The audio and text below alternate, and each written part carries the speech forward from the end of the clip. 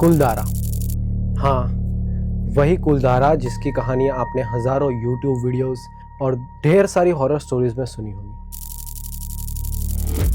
लेकिन आज हम सिर्फ कहानियां नहीं सुनेंगे। आज हम कोशिश करेंगे उस पुरानी दास्तान के अंदर जाने की, उसके पीछे की रियलिटी क्या है, क्या कोई सॉलिड एविडेंस है और असली सच क्या हो सकता है। देखिए, मैं हमेशा एक बात कहता हूँ, मानना या ना मानना हमेशा मैं आप पे छोड़ता हूँ, क्योंकि हर एक इंसान का सोचने का तरीका और उसका नज़रिया अलग होता है। मेरा मकसद किसी को ज़बरदस्ती डराना नहीं है और ना ही किसी को डिसबिलीफ में डालना है।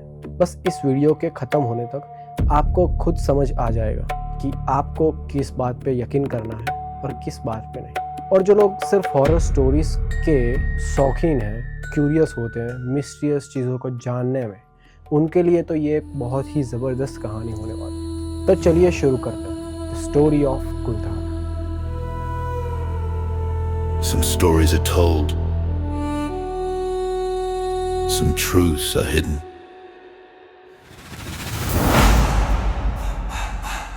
Legends in the dark, history in disguise. Questions in the mind while we search for the whys. Echoes from the past, secrets in the time. Every hidden story getting decoded in rhyme. Myth or reality, truth in the deep. Answers in the shadows where the mystery sleep. Pages of the past, voices still alive. If you're chasing the truth, then it's time to dive. Every clue matters, every story survives. Digging through the mystery, connecting the lines. Beyond the surface where the real meaning thrives. Welcome to the journey of the deepest dives. Truth or illusion.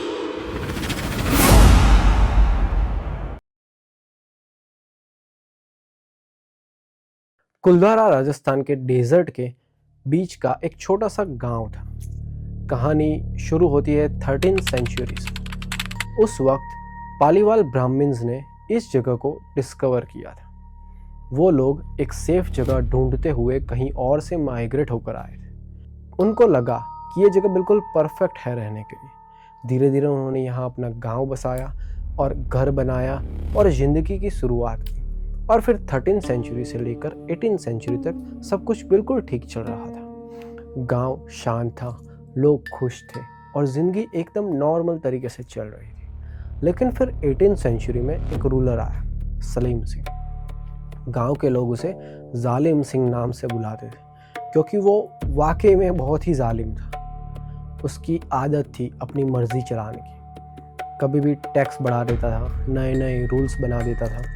मतलब उसकी हुकूमत में लोग की ज़िंदगी मुश्किल हो गई थी। लेकिन असली प्रॉब्लम तब शुरू हुई जब सलीम सिंह की नज़र एक ब्राह्मण लड़की पर गई। वो उस लड़की के पीछे इतना पागल हो गया कि उसने सीधा ऐलान कर दिया, मैं इस लड़की से शादी करूँगा। अब ब्राह्मण लोग जानते थे कि सलीम सिंह कैसा इंसान है, वो अपनी बेटी को उसके हवाले नहीं कर सकते थे। इसलिए गांव वालों ने उसके खिलाफ खड़े होने की कोशिश की। सलीम सिंह के लिए उसके खिलाफ जाना यानी कि बगावत। ये बात सलीम सिंह को बिल्कुल पसंद नहीं आई। गुस्से में उसने धमकी दी कि सुबह होने तक मैं पूरा गांव जला दूंगा और उस लड़की को ज़बरदस्ती ले जाऊंगा। लेकिन कहानी में एक ट्विस्ट आता है। सलीम सिंह के महल में काम कर रहे एक गांव के इंसान ने चुपके से ये बात गांव वालों को पहुंचा दी। अब गांव के लोगों के पास सिर्फ एक ही रास्ता था, डिसीजन लेने के लिए एक ही रात थी। पालीवाल ब्राह्मण्स ने बैठकर सोचा और फिर एक बहुत बड़ा फैसला लिया। उन्होंने डिसाइड किया कि वो अपनी परंपरा के खिलाफ जाके किसी जालिम से साथ नहीं रहेंगे।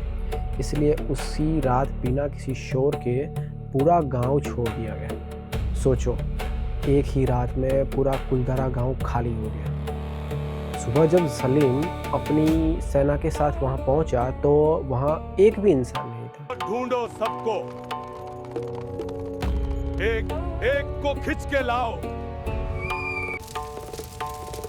गुस्से में उसने पूरे गांव को आग लगा दी, लेकिन उसके हाथ कुछ नहीं लगा। जाते जाते पालीवाल ब्राह्मण्स ने एक शराब पिया था। उन्होंने कहा, हम अपना 500 साल पुराना घर छोड़ के जा रहे हैं, लेकिन अब यहाँ हमारे अलावा जो भी रात गुजारेगा, भटकती आत्माएं उसे परेशान करेगी और उसका पीछा उसकी मंजिल तक करेगी। लोग ये भी कहते थे कि सलीम सिंह की मौत भी बहुत मिस्टीरियस तरीके से हुई थी। आज भी अगर आप कुलधारा जाओ तो एक अजीब सा एहसास होता है। ऐसा लगता है जैसे वक्त वहीं रुक गया हो। अंदर सब कुछ बिल्कुल वैसे का वैसा ही महसूस होता है जैसे उस रात था। बस फ़र्क इतना है, आज वो गांव खामोश खंडर बन चुका है। अभी बात ऐसी है कि क्या ये सारी चीज़ें लोग बोल रहे हैं वो कुलधारा के बारे में, क्या ये एविडेंस है? क्या कहीं पर लिखा है ऐसा हुआ था? क्या ये एक दादी दानियों की कहानी है या फिर कोई कॉन्स्पिरेसी क्रिएट करने के लिए किया गया एक फेक रूमर्स अटेम्प्ट था? क्यों गवर्नमेंट द्वारा इसे एक प्रोहिबिटेड प्लेस माना जाता है? क्यों यहाँ पर रात में जाना, रात गुजारना मना करा गया है? ऐसा क्या प्रूफ है कि वहाँ का श्राप आज भी जिंदा है? काफ़ी सारे यूट्यूबर्स, पैरानॉर्मल इन्वेस्टिगेटर वहाँ गए। कईयों ने कुछ एक्सपीरियंस किया, कईयों के साथ कुछ नहीं हुआ। आप इंटरनेट पर जाकर देख सकते हैं, हज़ारों वीडियो मिल जाएंगे। हम बात करेंगे गौरव तिवारी द्वारा किया गया इन्वेस्टिगेशन, जो सबसे क्रेडिबल और फेमस है। शायद आपने उनका नाम सुना होगा। वो इंडिया के सबसे बड़े पैरानॉर्मल इन्वेस्टिगेटर थे। 2010 में गौरव तिवारी अपनी टीम के साथ डिसाइड किया कि वो कुलधारा जाएंगे इन्वेस्टिगेशन करने के लिए। उन्होंने बोला, मैं सिर्फ एक्सप्लोर नहीं करूंगा बल्कि पूरी रात यहीं बिताऊंगा। वो भी जानना चाहते थे कि आधी रात को वहाँ क्या होता है, जैसे हम सब क्यूरियस होते हैं। लेकिन कुलधारा ने उनका वेट करना शुरू नहीं किया था। शाम होते ही अजीब चीज़ें शुरू हो गई थी। टीम मेंबर्स को लगता था कि दीवारों के पीछे से कोई उन्हें झांक रहा है और जैसे ही वो देखते वो गायब हो जाता। कभी कभी डोर से चीखने की आवाज़ आती थी। सब लोग सोचने लगे ये क्या हो रहा है, आसपास तो कोई नहीं है। उनके पैरानॉर्मल टूल्स फ्लैश दिखाने लगे थे जैसे कोई आसपास हो, और जब वो आराम से बैठे कहीं से दबी खामोश पैरों की आवाज़ सुनाई देती थी जैसे कोई भाग के आ रहा हो, जबकि क्रू मेंबर्स एक ही जगह पे खड़े थे। पूरी रात बैठने के बाद उसका कहना था कि वहाँ एक दो नहीं, बहुत सारी आत्माएं बैठी हुई है। ये कुलधारा हॉन्टेड है। यस, लोकल कहते हैं कि जो भी वहाँ जाएगा उसकी मौत मिस्टीरियस तरीके से हो जाएगी, और ये गौरव तिवारी की डेथ से भी लिंक की जा सकती है। उनकी मौत भी मिस्टीरियस तरीके से हो गई थी। गले पर मार्क्स मिले, लेकिन असली रीज़न को आज तक कोई जस्टिफाई नहीं कर पाया। इस विलेज के बारे में सबसे पुरानी लिखित जानकारी एक असली हिस्टोरिकल किताब में मिलती है जिसका नाम है तारीख ए जैसलमेर। इसे हिस्टोरियन लक्ष्मी चंद ने 1899 में लिखा था। उस किताब में पालीवाल ब्राह्मण्स के बारे में रिकॉर्ड है और बताया गया है कि 13th सेंचुरीज में ये लोग कुलधारा में आकर रह गए। लेकिन इसमें कोई भूत प्रेत वाली कहानी नहीं है। ये एक विलेज की असली एग्जिस्टेंस ही बताता है। भूत प्रेत की कहानियों का कोई एक ऑफिशियल राइटर नहीं है। ये लोगों की सुनी सुनाई बातों से बना हुआ है। रातों रात गांव खाली होने के बाद इस दास्तान का सबसे बड़ा हिस्सा है। सदियों से एक दूसरे तक पहुंचते पहुंचते ये कहानी पूरे इंडिया में मशहूर हो गई। कुलधारा में बॉलीवुड की मूवी एजेंट विनोद और कालो शूट हुई है।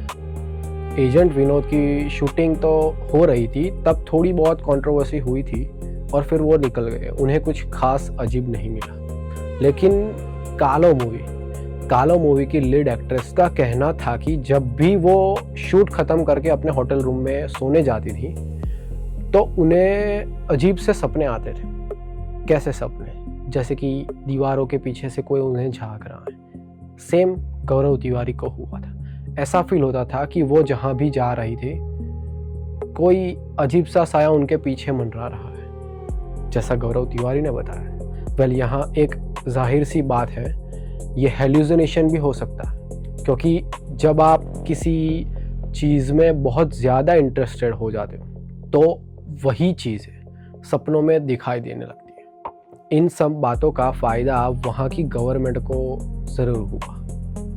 सरकार ने इसे गोस्ट टूरिज्म का एक बहुत अच्छा पॉइंट बना दिया है, जहां टूरिज्म के नाम पे शूटिंग होती है। 2017 में एक बहुत बड़े आर्कियोलॉजिस्ट A.B. रॉय ने करंट साइंस नाम के एक आर्टिकल में कुलधारा को मेंशन किया हुआ है।